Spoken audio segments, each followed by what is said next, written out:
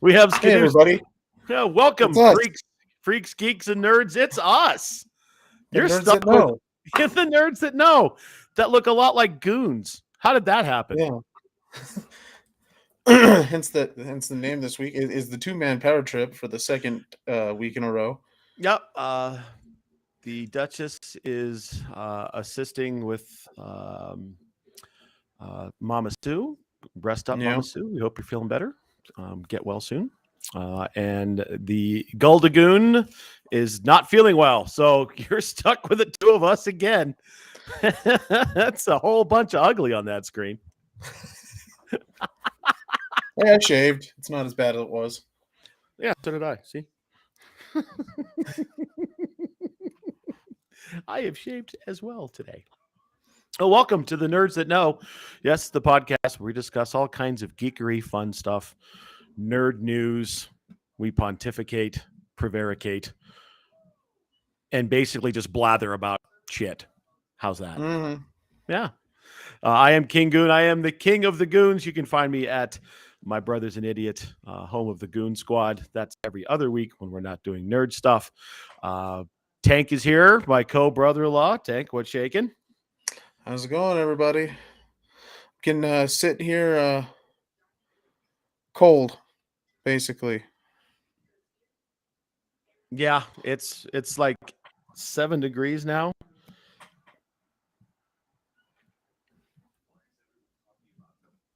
Something like that. Yeah. I don't know what it is. It's cold. It's been snowing all day. Fun times in the state of Colorado. Well, shall we get moving and start talking about stuff? What is happening? I keep getting beeped. Uh, the non-existent one is telling us to change the title, but I have The it title. changed, so Yeah, I'm the not title's sure why it's changed. not. Right? Hold on. Inside baseball. Yeah, Inside Baseball. Inside baseball. Let's see. Which one's not? It Oh, says it it's didn't. changed on It mine. didn't. Yeah, it didn't change somehow on the stream going to the Facebook page. That's interesting. Is All that right. on your stream Yeah, or it's my on stream? the stream I linked to the Goon Squad page. The My Brother's an Idiot Facebook page. You can find us at That's My Brother's an interesting. Idiot. Yeah, it's right We'll have there. to figure out how that happened. I Right. don't know currently how, but oh well. Right. It's changed. Whatever. Live with it. It's fine. We'll do it live. We'll do it live. It's all good. Well, But let's get yes, right into it. nerd news this week. Yes, nerd news. Nerd news. It looks like Tank, they are going to relaunch everyone's least favorite purple dinosaur. No, it's not Grimace. It's Barney. Yeah, the relaunch of Barney, but as a fully animated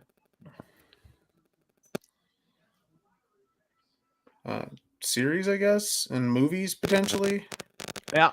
So we will not be getting the live action giant dinosaur costume. Apparently, it'll be just animated this time around. Yeah. I mean, I guess that's one way to do it. I was never a big Barney fan. I'm the old one, and my kids never really watched Barney that much. No, I missed the Barney boat too. I was apparently just a little too old for that, I guess, when Barney was a thing. And I think my oldest is going to be too old for it too at this point because she has no interest. So, yeah. I mean, what's old is new again, right? Let's redo Barney. Yep. He was a whole lot of fun for a whole lot of kids for a whole lot of years. Let's do it all over again. I can't say I'm excited. I literally have no dog in the fight. Like no littles, no grand littles, no nothing. So if your kids are into it, enjoy it. Interesting from a historical standpoint for pop industry, but cool, I guess. Yeah, right. It's really nothing exciting there. I think the fact that they're going animated this time around is probably for the best. Makes it easier and don't have to worry about all the rumors about the original series. So good for them. Good for whoever owns them at this point. I'm assuming it's still what was that, Volcom? Right. Is that probably? I'm assuming still owns them. But yes, so we're gonna introduce a whole new group of children to the weird purple dinosaur that Yep. talks. I love you. You love me. We're a perfect family. I don't Something know like the that. rest. Yeah, something like that. All right, so there you go. There's your kid friendly news for the week. Have fun with Barney when it shows up. Did it say where? I didn't actually see where it was going to be. It's like on. Are they going back to PBS? I didn't see that. The only thing I saw about it so far is that it was going to be coming in 2024. I didn't see any indicator of when the actual relaunch was taking place. You can check real quick, Barney. Nope, that's not it. There we go. Knowing All that the it's toys. Viacom, Yeah, that would be Nick, I guess. Or is that not Nick anymore? I don't know what they own anymore for Viacom. They've had to sell. Oh no, it's Mattel. Yeah. Which I Yeah, Mattel Television. So it could be. could be anywhere. I don't Could know be who Mattel Nick. has a contract with at this point. Yeah. It was on PBS for a long time, so Right. maybe. Yeah. Maybe it's going to go back to PBS. Who knows? That'd be my guess. It doesn't say anything Right. as I'm looking through the press announcement. So there you go. Yeah. Haven't signed anything yet. And honestly, I'm done talking about Barney. Yeah, I don't care. Right. Something more interesting, but somehow, hopefully not less interesting due to the information coming out. We are getting another Hellboy. Unfortunately, it will not be David Harbour or Ron Perlman portraying the titular character, which is unfortunate because they actually were both good at it. They both did a good job. Yeah. Yeah. I mean, the 2019 film wasn't great, but he was. Yeah, Harbour was good. Yeah. He's actually steadily building a decent nerd cred portfolio. You know, we talk about the nerd cred kings, you know, like Henry Cavill has all these cool, right? And David Harbour's got this portfolio of characters now that he's playing in the nerdverse that are, you know, from Stranger Things to the MCU, and now he was Hellboy. Simultaneous filming on the MCU and Stranger Things. Mm-hmm. He's doing both at the same time, so that can't be easy. That can't be easy to do, especially how different aesthetically those characters are. Mm-hmm. Now that, like, on Stranger Things, he's kind of slimmed up a little bit and clean shaven, and for the most part. Mm-hmm. Whereas in the MCU, he's fat and hairy. Yeah, he's portly. He's pretty big.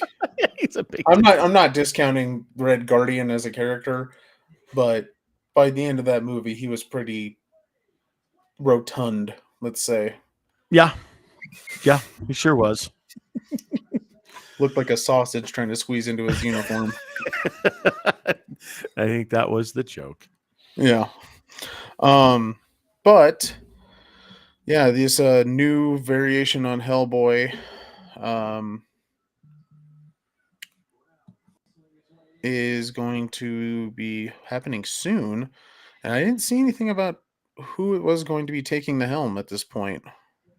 Yeah, I haven't seen it either. I mean, it's not a difficult cast, right? You don't need. There's a lot of big guys with deep voices who could probably pull it off, right?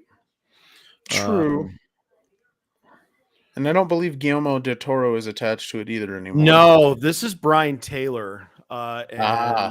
Okay. You may remember him for Jonah Hex, which was okay. It was a decent. Yeah. And then he also did. Oh, didn't he do Ghost Rider? He did Ghost Rider. Yep. Ghost Rider, Spirit of Vengeance with Nick Cage. Which was awful. Yeah, yeah, that was not good. That's I, not great.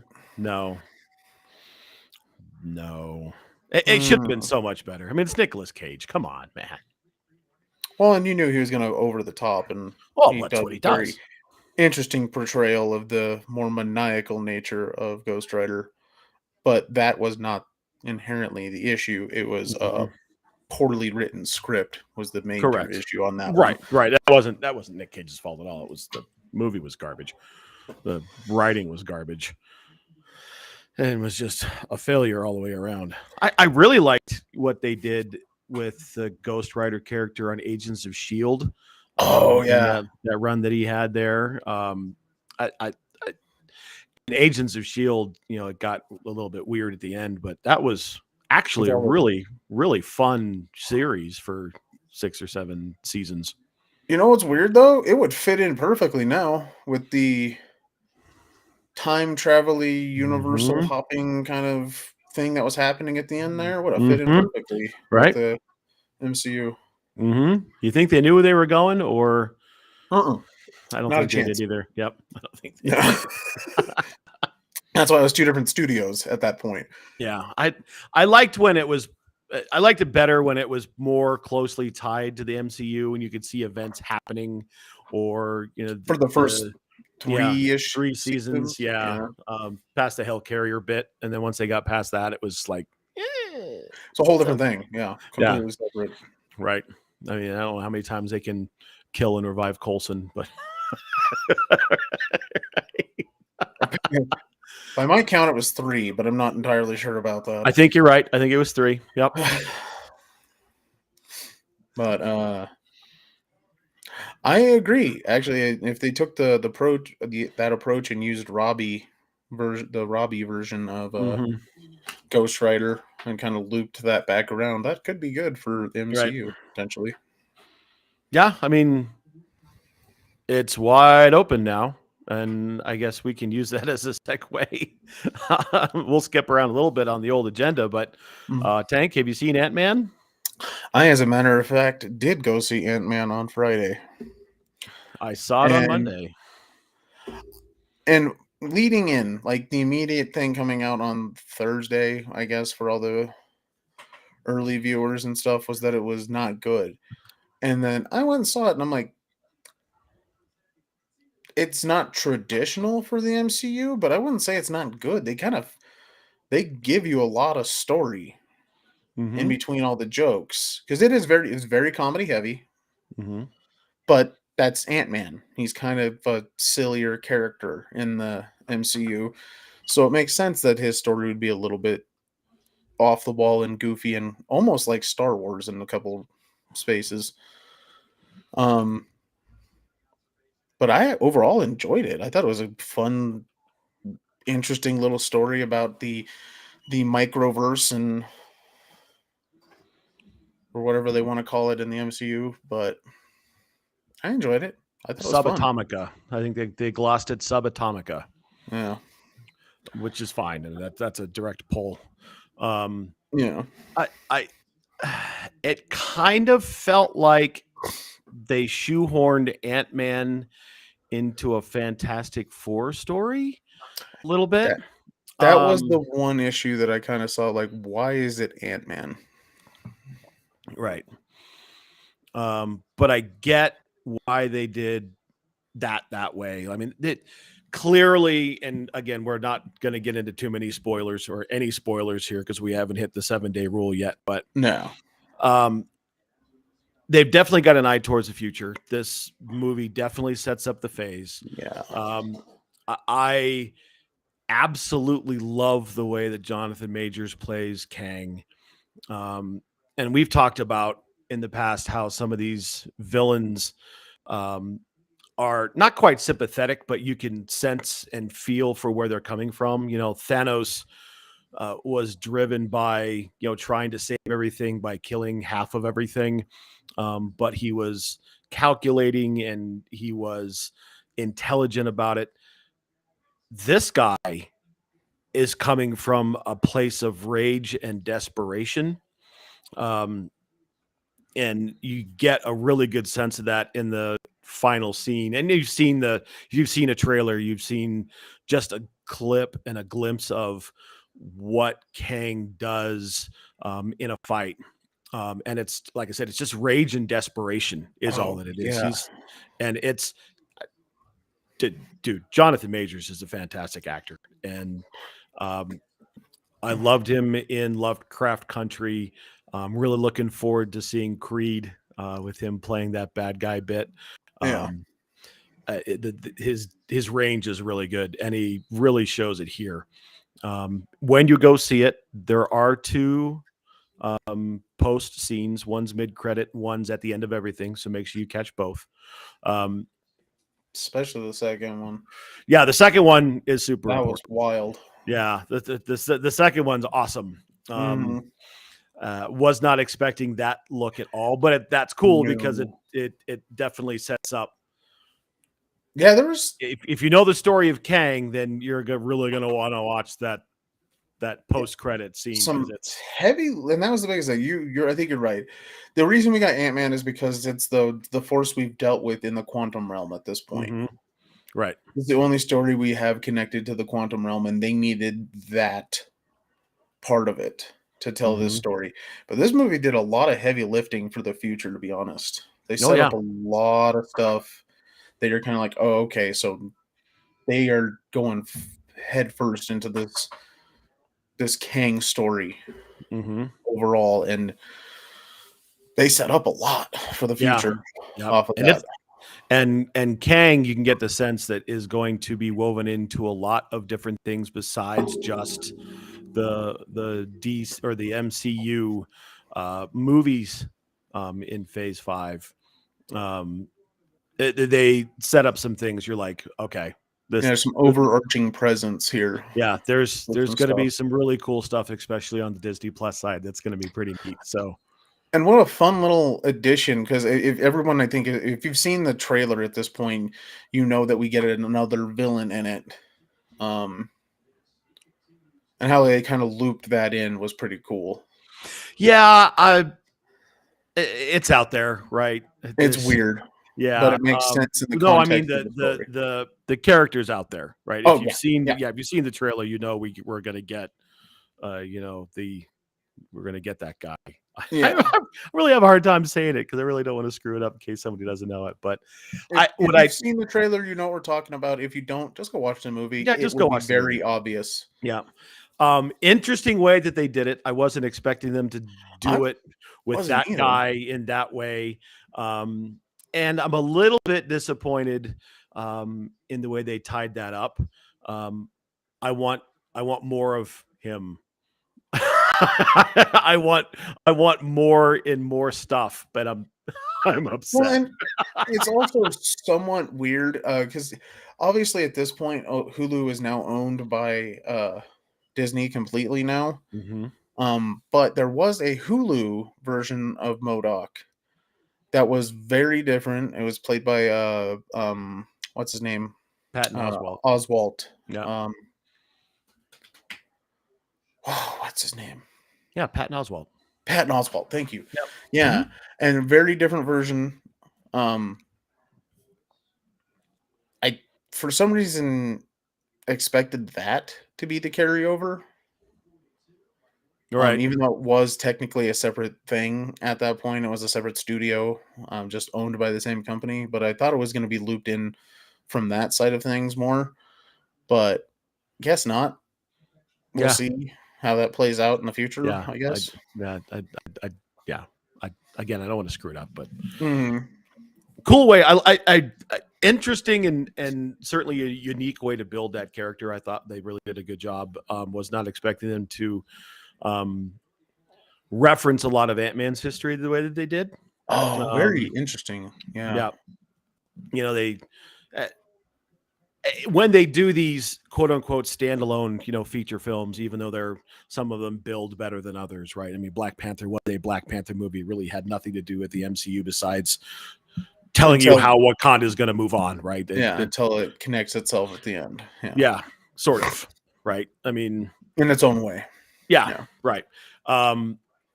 but a lot of these standalone tent poles, they do a good job of looking back, right, and telling, and referencing things that happened, in that Captain America storyline, when they look back at stuff that happened in Civil War and stuff that happened in Winter Soldier, and tying Yeah. it all together.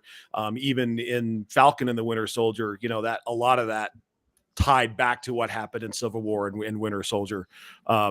Which I thought was pretty cool. And they do a good job of that here as well, Yeah. bringing in some of Ant-Man's history and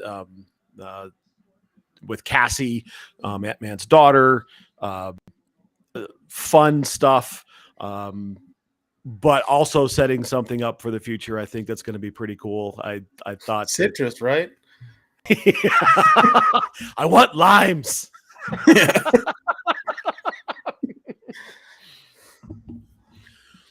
Well, all in all, it's a good movie. Not the best MCU film I've ever Yeah, seen, but it's very good, right? yeah, not the And best, but it's a fun little jaunt through a story that we kind of know, but they give you a lot more information about it. right. And you're 100% right. Jonathan Majors as Kang, in this scenario, the King the Conqueror specifically, seemingly in this one. Mm-hmm. Um, he's a good bad guy for a different reason than like this one. He is purely bent on domination. That's Yeah. all it is. Yeah. And there is no good really that you see in it. It's all this guy wants absolute power Mm-hmm. and is willing to do whatever it takes to get that. Mm-hmm. Yeah. And his, like I said, his desperation comes through, Oh for him yeah. to want to accomplish his goals by any means necessary, and the rage with which he wants to accomplish those Yeah. goals. The rage with yet he executes his plans. Yeah. Yep. The final fight scene I thought was fun. Oh Um, god. I love that callback at the end for the fight scene. right. That was fantastic. Mm-hmm. So if you And haven't seen Ant-Man, go see it. You're definitely going to want to watch it if you're a fan of the MCU and want to kind of keep up with what's going on, because this links to a bunch of different things. in big Um, ways. yep, Big ways. yep. Especially that post-credit scene. That's awesome. Both of them post credit scenes. You're just Yeah, kind both of the mid-credit scene was wow. necessary, and I really liked. And if you're a comic book fan, you'll know the panel when you see it. But the very last shot of that mid-credit scene is a Is direct callback to. yeah. You'll know it. A You'll know it. very, It was very very fun cool. story in the Avengers Mm-hmm. pantheon. Yep, very cool. Um, but yeah, very fun. Give it a watch. I don't trust critics, I guess, at least early ones, because there was a lot of early detractors on this, and I don't really understand why. But They take it as an individual and just kind of look at the movie as a whole by itself and don't see how it connects to everything else, because it's got to be incredibly difficult to weave all this stuff together with all of the different stories that they have, whether it's Ant-Man or Loki, or the Agatha series that's coming, or the Captain America movie that's coming up, and Guardians. They got to weave all this stuff in addition to telling a cool story in 2 hours that's going to keep you entertained. well, even then, if you take it as just the movie as itself, so strip away the necessary connections, it's a fun, just little sci-fi jaunt. Mm-hmm. Gives you everything you want in a sci-fi movie of just the weird, the comedic, the slightly terrifying, it gives you a little bit of everything that you want in science fiction. Right. So if even just taking it as that, I don't get pissing on it. It reminded me of like an old Adam Strange story meets like Star Wars in a couple points, and I'm like, Mm-hmm. that was fun. That was a weird little movie, but it was fun. Right. I don't recommend taking anyone to go see it who's not a Marvel fan, because they won't get it. Um, the wife asked me, "Would I like it?" No, you would not like this at all. You would be so confused. Couple of last thoughts on it from my end. I really enjoyed the backstory that they put in. Um, uh, with Michelle Pfeiffer and Michael Douglas. I thought that was super cool way to do it and gave them some depth that I think they maybe didn't have before. And granted, they didn't have a whole lot of presence in the previous Ant-Man story. Anyway, and the other thing I want to develop a crush for Michael Douglas. He's like 106. I thought it was interesting too, and I'm like, okay. Not super threatened, but interesting. Right? Yeah, right. I mean, he's not walking in the door anytime soon. So. Well, I think it was the end fight scene when he comes strolling in with all the swagger in the world. Yeah, right. That part. She's like, oh wow. And I was like, yeah, okay. Oh yeah, he's a badass. He's 80. He's right. Doesn't look it. Doesn't look it at all. No, right? He looks good for his age, that's for sure. Yeah. Absolutely does. And the other thought that I want to leave you with is drink the ooze. How many holes do you have? I have holes. 7. Right. No, he's like 7. Right. Yeah, he's telling the truth. Like I said, funny. It's goofy. Yeah. It's silly in a couple parts, but it's fun. Yeah. So well done. Actually did really well. 107 million, I think, first weekend. So that's pretty good. That sounds right. Yeah. So go see it. Yeah, definitely. So saith the goons. Go see it. You'll enjoy it. Let's move on to other movie stuff. James Gunn, notably taking over the DCEU. He came out and said that the 2023 movies are important. Even though he has basically nothing to do with them. Right. Do you think that he's got his fingerprints on some part of the Flash?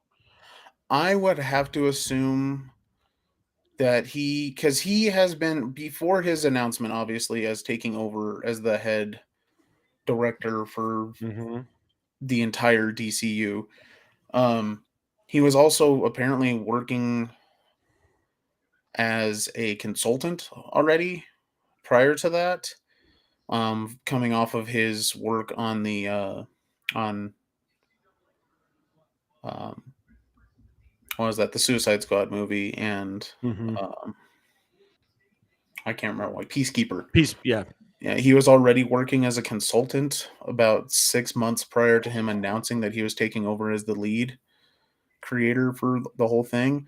So I would assume he has some input or some imprint on how the Flash is going to play out and why they're keeping that movie so necessary, I guess, given the drama behind it. That's one way to put it. Yeah, and he infers, James Gunn definitely, I can't even say infer, he pretty much outright states that the Flash will have an impact on the future. Right. Even though it's kind of going to be a reboot of the universe, there's a reason that the Flash has to occur. And we all know what that means is going to happen, right? I mean, it's Flashpoint New 52 all over again. Exactly. And they give you, I had that as one of the trailers for Ant-Man, and they give you a lot in the new trailer. They give you a lot of information about who the major players are in this story. Seemingly with the only thing I can't tell where or how it connects is going to be Aquaman. Yeah. Or Shazam. I think Shazam is its own thing. It's supposed to connect. It's supposed to be part of it, and they're going to tie that thing up with a bow. And I got to tell you, I was not a huge fan of the first movie. Really? Yeah, it just didn't resonate. It just didn't resonate with me. I felt a little, again, the little kid thing and just too kitschy. I don't know. It just didn't strike me. It's like, what kind of beer do you like? I mean, not everybody likes the same stuff. I'm sure it was fine for a lot of people. It just wasn't my cup of tea. So I'm not super excited about this one. probably end up seeing it, but Weirdly, out of that early run of that was one of my favorites from when they were most recently restarting the DCU. right. I actually had a lot of fun with that because like it did very much play out like a comic book story, and I thought that was Mhm. a cool approach to it to give it that childlike wonderment kind of perspective. Okay. But that's me. Yeah. And I think maybe some of this is there's going to be a little bit of, he obviously works for Warner Brothers, Oh yeah. and so some of this is driven by, yeah, we're changing everything, but you still need to go see these because Oh yeah. You still we gotta. still need to make money. Yeah, you still got to sell what you got on the Right. shelves. You Right. know. So there's some of that I think in there too, even though it's all changing. Like we're getting all new everything. Well, yeah, because everything's changing, but seemingly they're gonna have to make their money back on something here. Because Black Adam Mhm. just ate just every bit of shit it could, Right. and I'm sure it ended up costing them money in the long run. So they need to make at least some of the money back off of the next three movies, Right. with Shazam, Aquaman, and Flash. Right. Which those three are probably the ones that are going to make them some money out of the DCU specifically, because kids are gonna want to see Shazam because that's Right. what that movie was driven towards. Mhm. Um, all the females in the audience are going to want to see Aquaman because it's Jason Momoa with no shirt. So there you go. There you Mhm. go. And then Flash, despite the main character's off-screen issues, there's enough there of callback and nostalgia that I think it's going to drive a lot of people to the theater. Sure. There's going to be a lot of people that want to see Michael Keaton. Not just Michael Keaton. There's people. I liked Ben Affleck as Batman. I Well, don't so did like what I. they did with Ben Affleck as Batman, but I like him as Batman. I think Correct. was a good call. Yeah, absolutely. So, I oh, agree 100%. But, to a lot of people, Michael Keaton is their oh, Batman, oh yeah, right? So, 1989. That mhm. that struck huge with a lot of people. That was one of the first true comic adaptations that made it big on the main screen since Right. the original Superman, basically. Right. It was a perfect storm of, Batman's always been a part of the American mythos. There's not really anybody who doesn't know what Batman is, even though if they're not super involved and super knowledgeable about the depth of the story and the Exactly. stories, but everyone knows who Batman is. Yeah. And that was a perfect time to do that movie. Tim Burton was the perfect director. Jack Nicholson was at the time the perfect Joker. Um, it was awesome all the way around. Oh yeah. And the Prince soundtrack was fantastic. That was It amazing. felt like a comic book Yeah. on screen, right? You just knew, you felt like, that Gotham was painted rather than shot. Um, Exactly. uh, Great flick all around. Still stands up, even as kitschy and as campy as it is. Oh, campy Um, as hell. But right? somehow they took that original series of movies and made it even campier than possible, seemingly, Right. I didn't by the think end that of they it. would be able to outcamp Adam West, and by the end of that run, Yeah, they like managed to do it. Batman and Robin was Oh, just off-putting by the end of it. holy rusted metal, Batman. Stupid Schumacher. But yeah, I think then the next few movies will earn them some money, and he probably is just pushing the product. They Mhm. probably told him like, you need to push this as much as you want. You are the leader in the future, but we need to get some of that money back so that we can invest it into what you want at this Right. point. Yeah, you're gonna have to have something of a checkbook to play with, and this is how you're gonna do it. Um, Especially given and all the cuts in Warner Media currently. mhm. And if he's got his fingerprints on the Flash, which I fully expect that he will, especially since they're going to restart everything, um, it's to his benefit to do that, so we can tell the stories that he wants to tell. Exactly. And that the other stuff that they're working with, and they've fully disconnected from this universe seemingly, which is probably for the best. with the other Batman and Joker stories that they currently have going. Right. Right. Even though those are separate. Yeah, they're Elseworld stories Mhm. technically, Right. which good. You know what? There's Yeah, no sure. problem with that. Keep some of it as Right. Elseworld. People Mhm. love that stuff. Yeah. The multiverse is real. I mean, let's tell other stuff. Um, yeah, he seems to be pushing a narrative, and he probably has a reason to for multiple reasons, and seemingly whatever comes out at the end of Flash will be the rebirth of the universe Mhm. in some form. Right. So It's all wibbly wobbly, timey wimey. that's how you do it. Bring Doctor Who in. Yeah, there you go. let's drop 11 right in the middle of all of it and just blow it up. Like, oh yeah, Doctor Who is here now. Perfect. I'm down. Let's go. Can't wait for us to be able to talk some Who this year too. That'll be fun. God, it's soon, right? Right, the new series.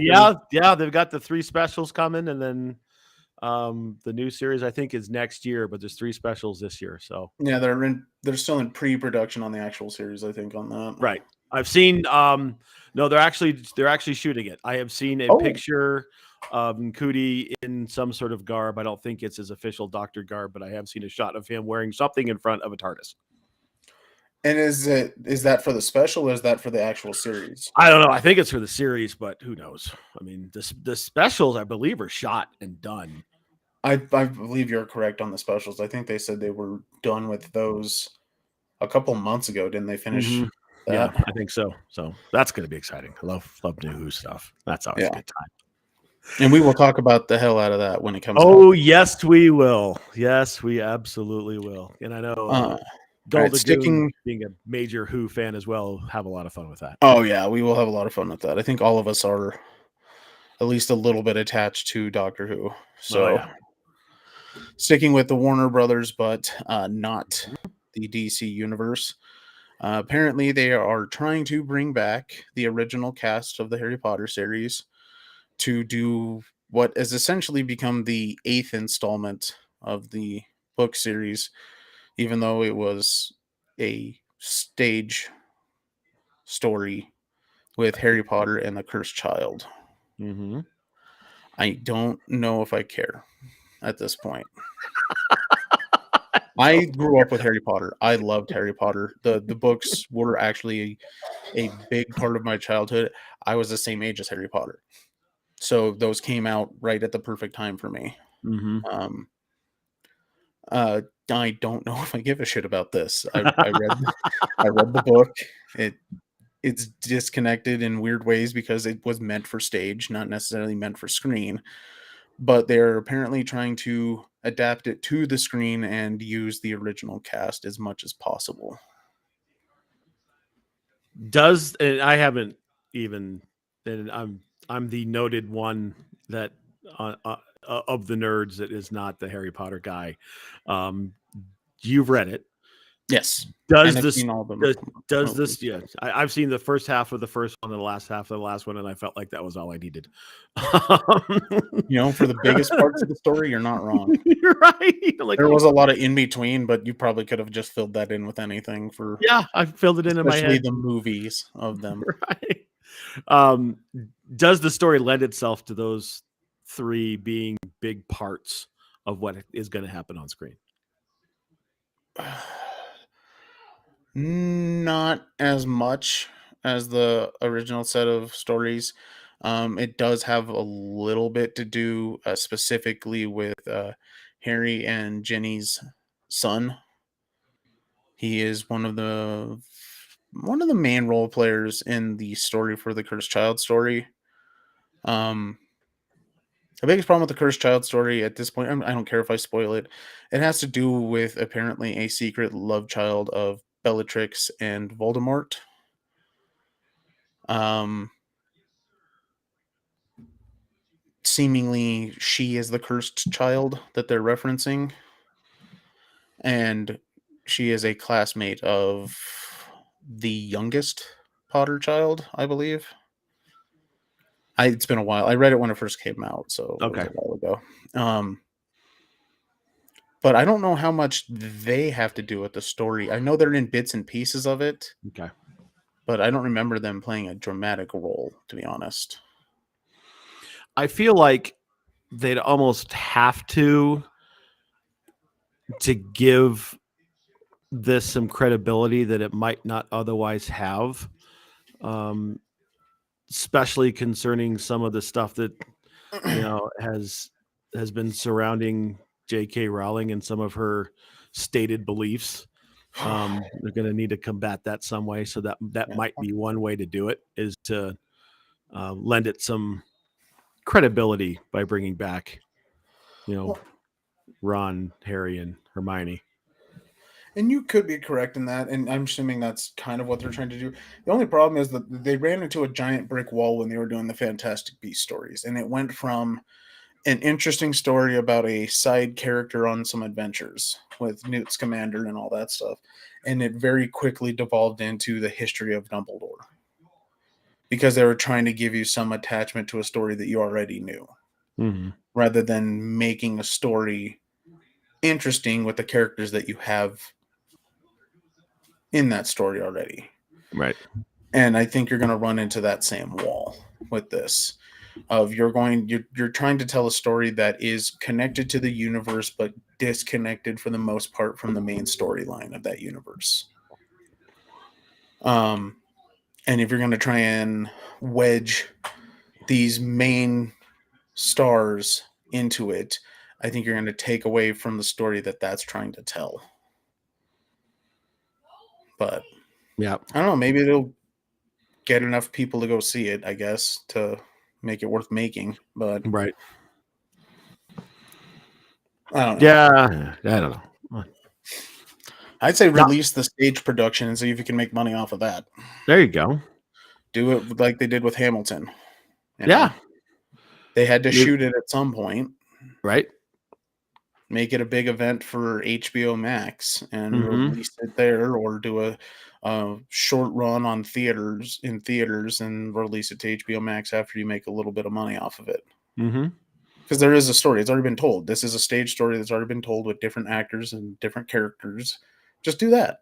Why try and shoehorn something that you're going to have to spend probably $500 million making and distributing and advertising and all this stuff? Why not take the story that you already have and just transfer it? But Well, that'd be too easy, Tank. I'm all about I'm all about ease. Right. Why make it difficult when you don't have to? Right. But that's just me, I guess. Well, sure. That's the way it should be. Yeah, but I don't know if they're going to be able to convince everybody. Especially Emma Watson. She seemingly doesn't want to be in acting in any form or function at this point, and has been off screen for what 5-6 years now. Right. So how are you going to draw her back in? I know Rupert Grint will do it because he still does some acting. Mm-hmm. Even very recently, he was in a horror movie Mm-hmm. that's about to come out, I think, this summer. Yeah, I think you're right. Something like that. And then obviously Daniel still does acting in his own regard, but that's mostly stage at this point. He's done some film too. Yeah. Not a whole bunch, enough to see him, right? But seemingly you're gonna have to go for more than just the payday to get them in. Right. Because they've made definitely more than enough money to be wealthy at this point. Mm-hmm. So gotta find some way to draw them in, I guess. Right. I don't know. Good luck with it. That's smarter people than us. I'll have to figure that out. Yeah. Shout out to Papa Mac, who says, "Hey dudes, what's going on? Hope everything's cool in the gang down there at the farm. Good to see you, brother." How's it going, Dad? Well, let's move on to Last of Us. When last we gathered, I admitted that I am a late adopter of zombie stuff. I still haven't watched any of this. So, Tank, this is all you, bro. It's so good. It really is. It's because I got bored with The Walking Dead. I got bored with zombie movies in general, minus a couple that did something interesting, like with Zombieland. Mm-hmm. This is such a unique story, and the way that they're approaching it, that it's zombie related, but done in a interesting, more off the wall concept kind of way. And there's so much focus on the things that aren't zombies. you know there's so much focus on the main characters of Joel and I forgot her fucking name. What are you banging on? I'm not banging on anything. Oh, I'm hearing something. Bong, bong, bong, bong.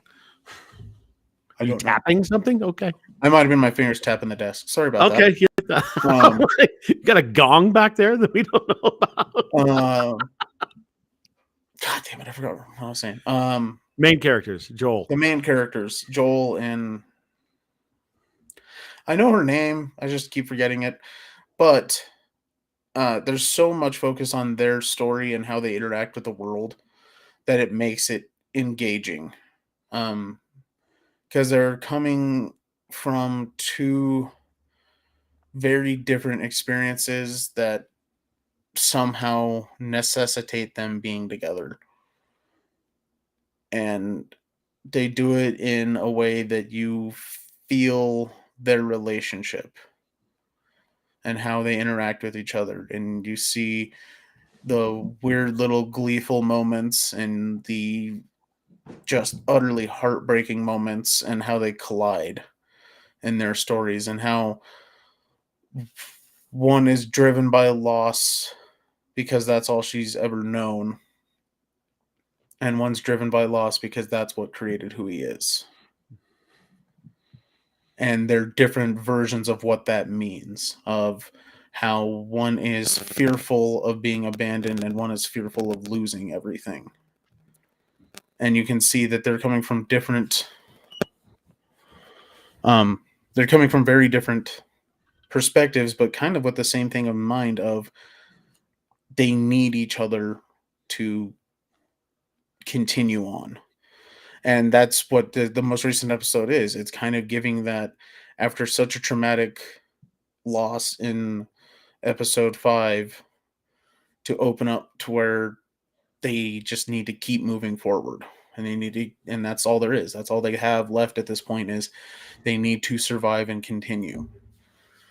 And they give you that, and then they give you an insight into this world that exists despite the apocalypse happening, despite everything being destroyed.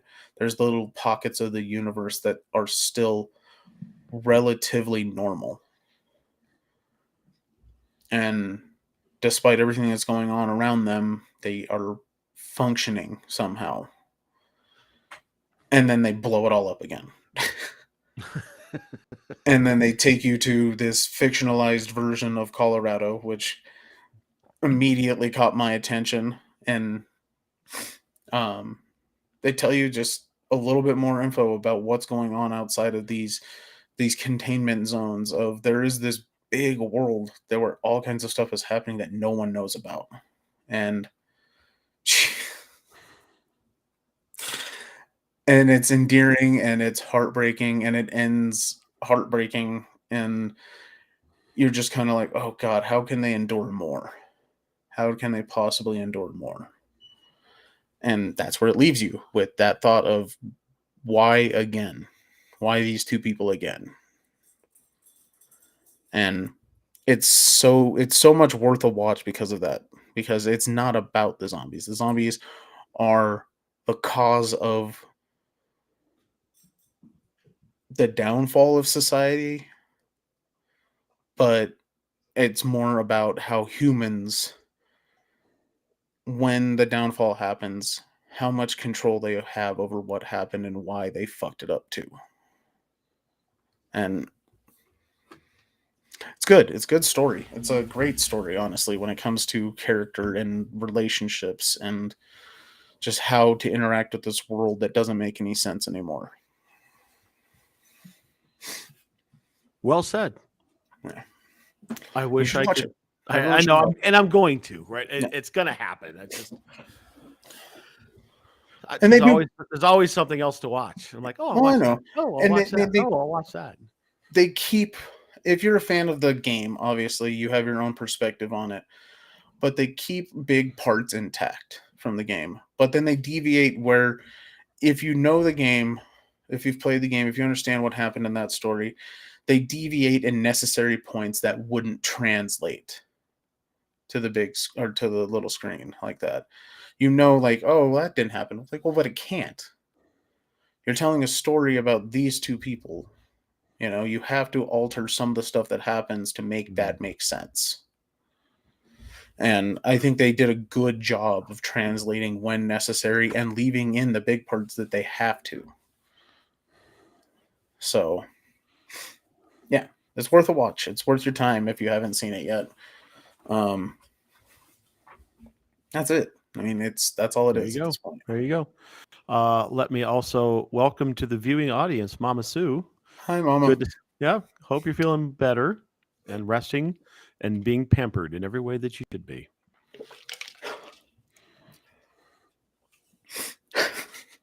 I don't even know what that sentence is. So nope. Nope. And if you're just joining us, yes, you're stuck with the two of us. It's Goon Light on the nerds. The Duchess and the Golda Goon both feeling under the weather, so not joining us tonight. So you're stuck with us. Too bad. All right. Well, that's enough of Last of Us. Some Star Wars news. So Liam Neeson was asked if he wanted to, if he would be interested in appearing in a spinoff. And there's a interesting spin to what. Thank you. I know we're not turds. I appreciate that. Interesting answer for a couple of different ways. So they asked if he wanted to be in a spinoff starring his character Qui-Gon. He said there's so many spinoffs of Star Wars that it's diluting and it's taken away the mystery and the magic in a weird way. Interesting perspective. I can't say that he's wrong. The biggest issue I have with the statement is, and this isn't his fault. He was delivering the lines as they were written, but he delivered the single most maybe hated line in all of Star Wars. It caused more controversy than anything else next to Jar Jar, and that was the story of the midichlorian, which was not his fault. Not his fault. You are correct. Not his fault. So, but if he's going to complain about the magic of the mystery, and he's the one telling us about midichlorians in your blood, and that's why you're force sensitive. Like, bro, I don't know. Like I said, yes, it is definitely informing more about the overall things that are happening in the galaxy from beginning to end of everything that's going on, right? But having said that, I think there's a lot of cool parts that they can show. You know, we talked about Andor being really the plight of the common man and how the Empire affects what happens at ground level. If you've watched Clone Wars and got that story, that all stuff was pretty cool. I'm rewatching Rebels right now, and that some of that stuff is really neat. I'm really enjoying the heck out of it again, and seeing some of these other characters pop in and out that we had seen before and or haven't seen yet. Right, Mandalorian. You know, the show that saved the universe. You know, let's just be perfectly honest. It brought a whole bunch of people back. re-energized the fan base in a way that no one even thought possible. I mean, who thought a 2-foot green puppet would be able to do that? But they did it, and they did it in a way that made people care. And they made spaghetti westerns a thing again somehow. Yep, very much a Western in space, no matter Yeah. which way you look at it. And carried that same theme into the Book of Boba Fett, which I lovingly called Mandalorian 2.5. Which is 100% what it was. I could have used more Boba, but like a bantha was always good, right? I mean, that stuff was fun. Kermit did it first. he's not 2 feet, and he didn't re-energize anything. He had his own fan base that was great, still is. I don't know. What do you think, Tank? There's so much there that they can do with it. I get what he's saying. Not everything in that universe needs its own story. Coming from that perspective, I actually agree with him. If we were to get more Qui-Gon backstory, would it impact your enjoyment of Star Wars? I don't think so. I don't think it would help tell part of the story, because that's, if they connected it to something else maybe, but to have its own story about Qui-Gon, why? What is the point of that? You're taking away from some of the, as he says, you're taking away some of the mystery of that character and why he was so important at that one specific time in this history. But, and like you said, in another way, I like some of the intricacies. I like some of the stories that they've been telling, the in-between parts. And I think that they're doing a good job for the most part of telling those in-between stories. But he's not wrong. You don't need to tell every story, because not every story is going to be interesting. Not every story is going to give you something new to look at it. Not every story is going to give you something interesting to go from. And a anthology similar to the Obi-Wan story that we got involving Qui-Gon Jinn probably isn't necessary. So I actually applaud him for kind of taking that perspective of, I don't need to do it, and I don't think it needs to be done. So, yeah, if you take it just from that perspective, talking just about the Qui-Gon story, I think you're right. I don't think we need to see how he becomes the Zen Jedi. I thought that the Obi-Wan story was incredibly important and very well done. Well, yeah, and right, and that was a necessary story, seemingly. Right.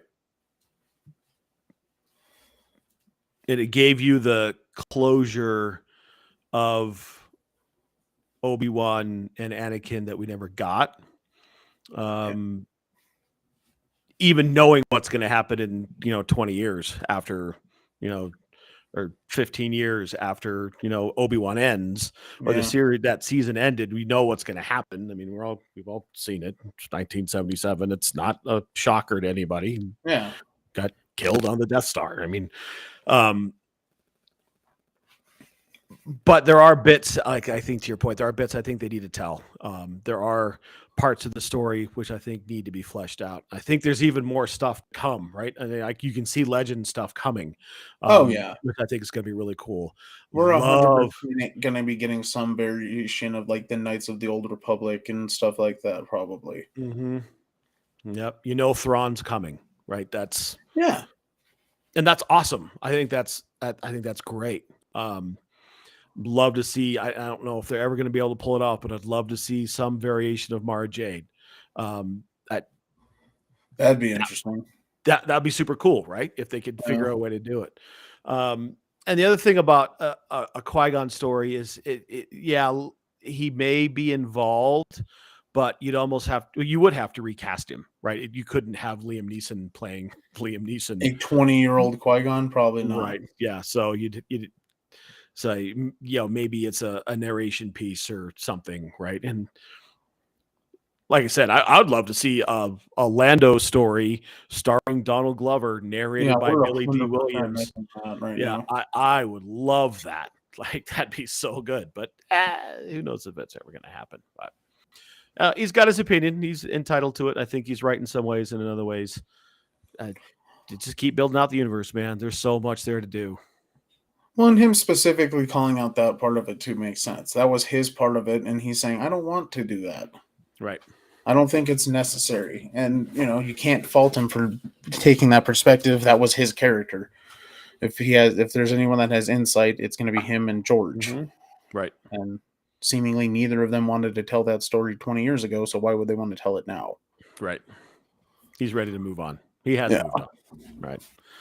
All right. Well, that's enough old guy nerd stuff. Let's talk about a new movie coming up.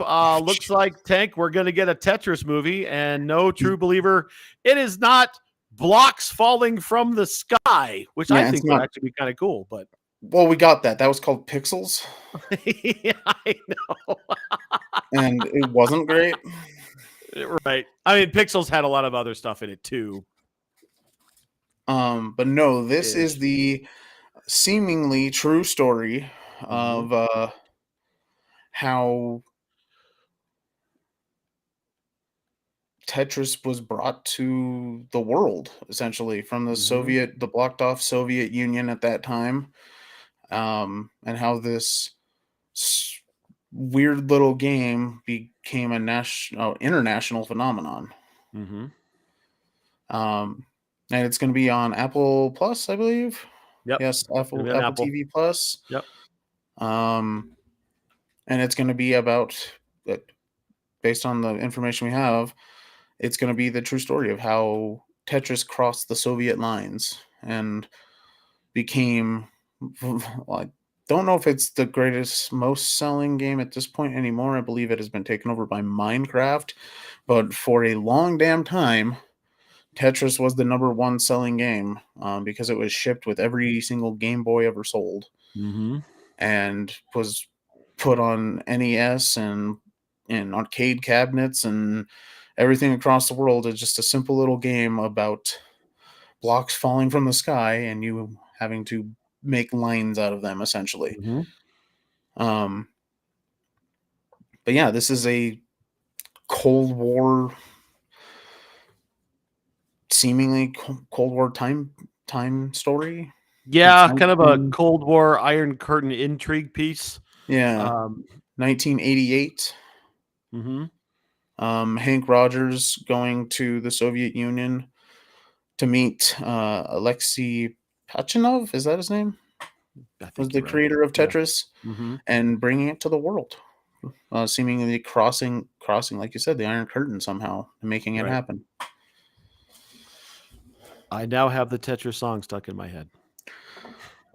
I, having played many hours of Tetris, constantly have a little bit of that song playing in my head.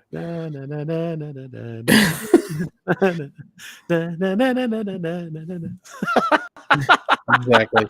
Did play the hell out of some Tetris. Interesting, like a cool story.